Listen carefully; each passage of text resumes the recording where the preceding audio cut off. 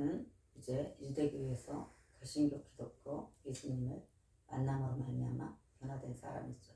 그래서 이방 나라의 임금들과 이방 나라들을 위해서 준비한 하나님의 사도라고 예수님께서 말씀하십니다.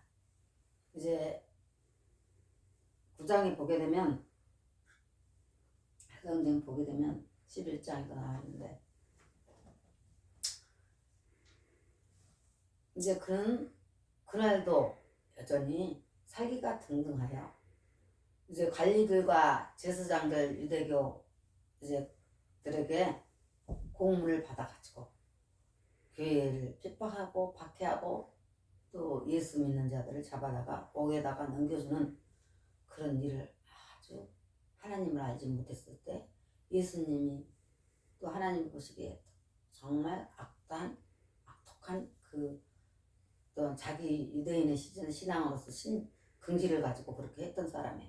그러나 그가 그날도 이제 교회에 가서 이제 그들을 잡아다가 옥에 가두기 위해서 그 공문을 가지고 갔는데, 문득 다메섹장 앞에서 갑자기 엎드러지면서 주의 음성을 듣게 되죠. 그래서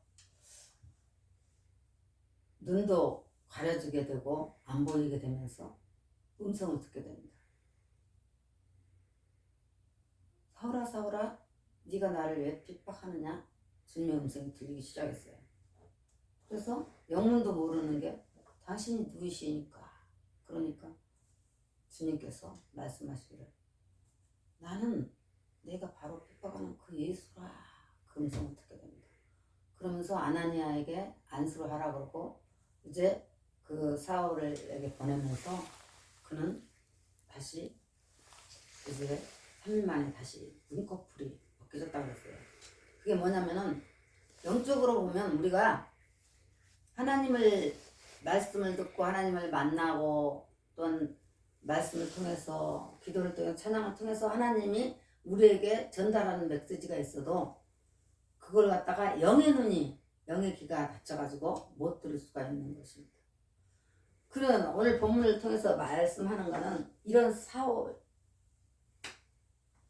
하나님이 바울이라고 부르기 전에 사울이었던 이 청년이 이렇게 예수님을 박해하다가 주님의 음성을 듣고 주님을 만나는 역사가 이제 사도행전에는 기록되어 있는데, 그는 이제 주님을 만나서 이제 그 이후부터 삶은 완전히 변화가 되죠.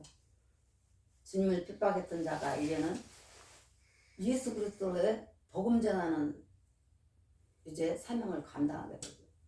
이방 나라로 다니면서 배 타고 다니면서 그 환난과 모든 그 과정에서 주님을 복음을 전하기 위해서 가는 그런 사역을 그 과정 가운데서 얼마나 많은 이 사도 바울처럼 매맞고 강의 위험, 강도의 위험, 굶주리고 이렇게 많은 고난을 받으면서도 주님을 만나는 그 이후로부터는 그가 완전히 변화되어서 주님의 복음 증거자로 이제 그 역할을 감당하는 사도 바울이 오늘 보면 고린도 후서 12장에 보게 되니까 1절에 보게 되니까 이렇게 나왔어요. 무익하나마 내가 부득불 자랑하노니 주의 한상과 계시를 말하리라, 그렇게 말했죠. 부득불 자랑하노니 주의 한상과 계시를 말하노라 하고 2절에 보니까 내가 그리스도 안에 있는 한 사람을 아노니 그는 14년 전에 셋째 하늘에 이끌려 간 자라. 그렇죠. 이 자가 바로 본인이에요. 하나님을 열심히 섬기는 중에 한상과 계시를 통해서 이제 셋째 하늘에 간 거예요. 그런데 여기서 분명히 말하는 것은 뭐라 하냐면 몸 안에 있었는지 몸 밖에 있었는지. 그러니까요, 우리가 이 몸 안에 영이 있으면 우리가 육이 살아있잖아요. 근데 몸 밖에 있으면 어떻게? 이제 육에서 벗어났으면 그게 육으로는 사망인 거잖아요. 근데 그렇게 알 수는 없지만 그가 말하는 게 뭐라 그래요? 4절에 보니까 그가 낙원으로 이끌려가서 말로 표현할 할 수 없는 말을 들었으니 사람이 가히 이르지 못할 말이로다. 봤다는 거예요. 셋째 하늘에 대한 그 천국에 가서 이제 그거를 하나님의 계시가 보여주는 것을 봤어요. 그런데 이렇게 말합니다. 5절에 내가 이런 사람을 위하여 자랑하겠으나 나를 위하여는 약한 것들을 위해 자랑하지 아니하리라. 그러니까 자기 육체적인 자랑은 하지 않지만 하나님의 계시에 대한 또한 이러한 영적인 체험을 한 거에 대한 그거는 자랑한다 이거예요. 그러면서 주 안에서 자랑하라 그랬잖아요. 자랑하는 건 주 안에. 6절에 보니까 내가 만일 자랑하고자 해도 어리석은 자가 된지 아니할 것은 내가 참말을 함이라. 그러나 누가 나를 보는 바와 같이 내게 듣는 바에 지나치게 생각할까 두려워하여 그만두느라. 자기가 자랑을 해도 그게 무방한 거예요. 그러나 어떻게 해요?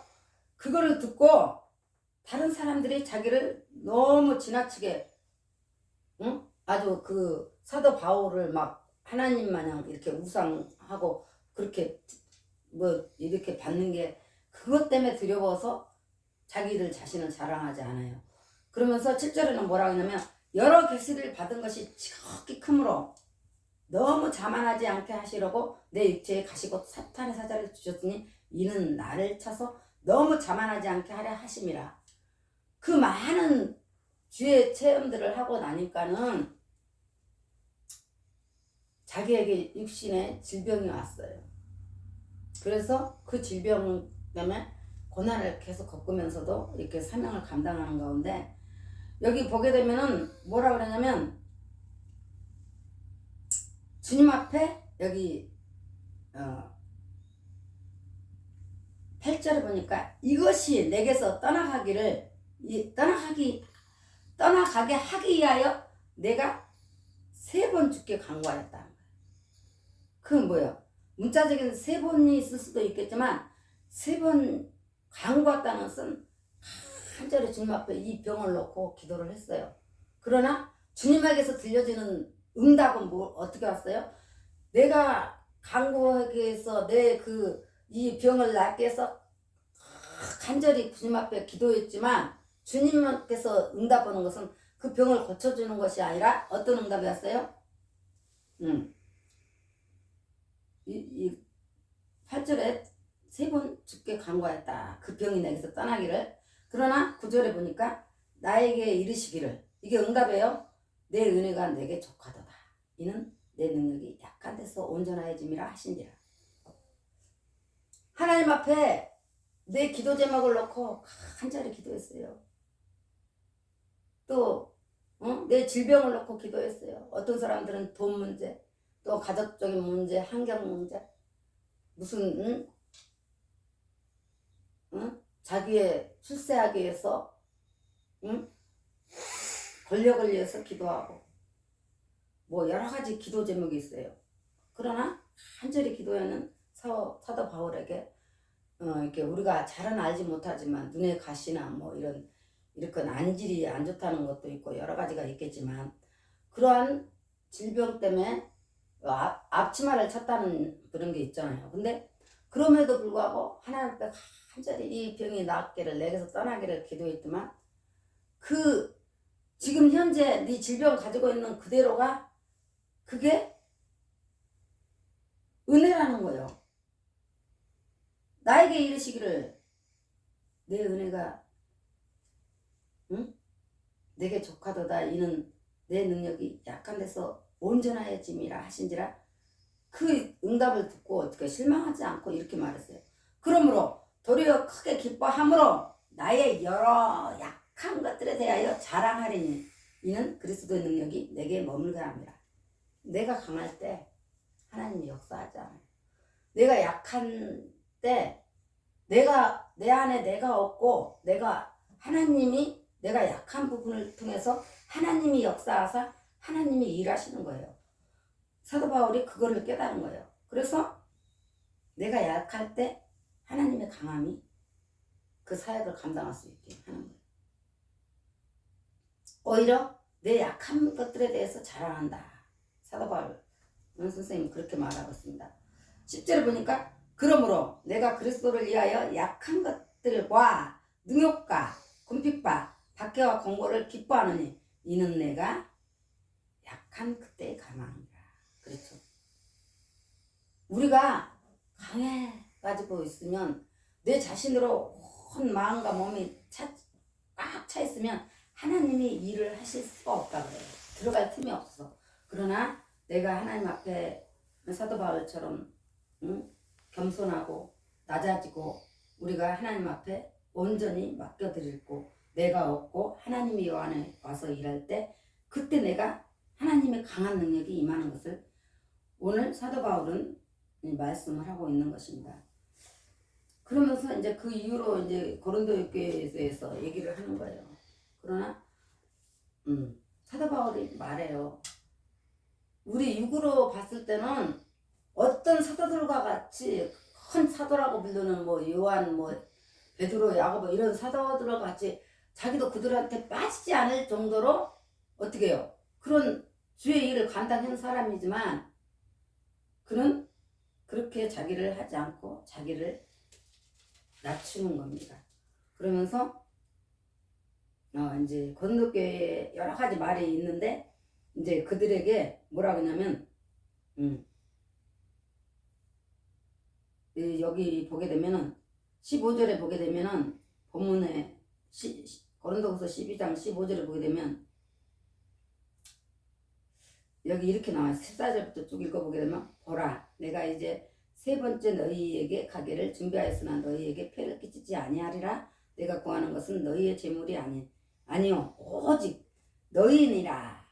그래서 어린아이가 부모를 위하여 재물을 저축하는 것이 아니요 부모가 어린아이를 위하여 하느니라. 그러면서 여기를 고린도에 가서 성도들을 만나더라도 너희의 재물을 원해서 가는 게 아니라 오히려 너희의 신앙을 돕는 역할을 하기 위해서 갔어요. 그러나 15절에 보니까 내가 너희 영혼을 위해서 크게 기뻐함으로 재물을 사용하고 또 내 자신까지도 내어 주리니 너희를 더욱 사랑할수록 나는 사랑을 덜 받겠으나 하여간 16절에 어떠한 이의 말이 내가 너희에게 짐을 지우지는 아니하였을지라도 교활한 자가 되어 너희를 속임수로 취하였다 하니 이렇게 주의 일을 하다가 사도 바울은 그 천막 치는 그 직업이 있었다 그래요. 그래가지고 이제 성도들한테 돈을 받는 게 아니라 자기가 이렇게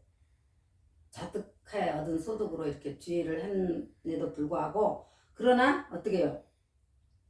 또 이렇게 교회 안에서는 여러 가지 이렇게 소문이 여러 가지 나잖아요. 그래서 돈을 받지는 않았을지라도 16절에 그 얘기가 그 얘기요. 내가 돈을 받지는 않았을지라도 어떤 소문에 의하면 너희를 어떻게 교활한 자가 되어서 속임수로 취하였다 하니 그러면서 내가 너희에게 보낸 자 중에 누구를 너희의 이득을 취하더냐 그러면서 쭉 말해요. 디도를 권하면서 그 형제를 보냈소다. 너희의 이득을 취하더냐 우리가 동일한 성령으로 행하지 아니하더냐 동일한 보조로 하지 않느냐. 하나님께서 주신 그 맡겨진 사명을 이게 성령님의 힘으로 했지 이렇게 여기 본문에 나와 있는 것처럼 속여가지고 교활하게 우리가 너희를 성도들을 이용하는 그런 게 아니다는 것을 이렇게 얘기하고 있는 것입니다. 그래서 이 사도 바울은 참 아무리 사도 바울에 대한 것을 봐도 참 이렇게 너무나도 많은 훌륭한 사도고 우리는 그 발꿈만치도 살아갈 수 없는 그러한 훌륭한 사도인 것 같아요. 그래서 사도 바울은 너무나 정말 하나님의 충성스러운 이방 사도로서 오늘날에도 이렇게 이 나라에 복음이 들어왔던 것도 이 사도 바울의 복음 증거로 인해서 우리나라에 들어왔던 것을 우리가 알 수 있는 것입니다. 또 이게 특별히 여기서 우리가 두드러난 것은 참 하나님의 체험들을 많이 했음에도 불구하고 겸손하고 그걸 통해서 자기를 우상 숭배할까봐 오히려 말을 안 하고 그 다음에 또 뭐냐면은 질병에 대한 그런 것을 얻어가지고 주님 앞에 간구했지만 응답이 없는데도 실망하지 않고 오히려 그걸로 인하여서 더 기뻐하게 생각했다면 그렇게 고백하잖아요. 그렇게 약한 나를 통해서, 그렇게 약해 있는 나를 통해서 하나님의 능력이 나타남이라 하고 기뻐하는 것을 우리가 보고 있어요. 그래서 여기 11절에 아까 내가 얘기한 거 보면은 내가 어리석은 자가 되었으나 너희가 억지로 시킨 것이 아니라 나는 너희에게 칭찬을 받아야 마땅하도다. 이렇게 사실 인간적으로 보면 그렇단 말이야. 그러나 내가 아무것도 아니나 지극히 크다는 사도들보다 조금 부족하지 아니하리라. 사도의 표가 된 것은 내가 너희 가운데서 모든 참음과 표적과 기사와 능력을 행한 것이야. 그런 자기가 주의 사역을 하면서 많은 능력들이 따르고 나타나고 뭐 그 사도 바울의 뭐 앞치마만 갖다 대도 병이 났을 정도로 그렇게 능력이 나타나고 그렇게 했음에도 불구하고 따지고 보면 그럴 자랑할 수 있는 거지만, 그러나 사도 바울은 겸손하게 하나님 성령께서 하시는 일대로 이렇게 했다는 것을 우리가 본받고 낙심하지 않고 계속적으로 주님의 십자가를 바라보며 따라갈 수 있는 나와 지와 되기를 간절히 소망합니다. 기도하겠습니다. 하나님 은혜를 감사합니다. 오늘도 찬양 예배로 주님 앞에 드리고 또 말씀을